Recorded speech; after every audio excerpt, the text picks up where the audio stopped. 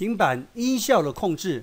那这里呢，预设通知音效，对不对？那你点一下呢，在玩电脑都是一样哦。平板是属于一种电脑，当你打勾点一下，打勾表示触控，它会发出声音。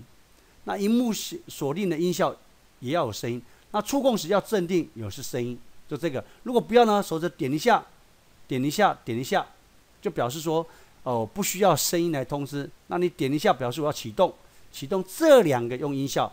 那这边当然可以再点一下哦，表示说我们每次点一下都有，但是通常预设建议这个是不需要。好，那这是我们平板在操控的时候呢，音效的控制设定。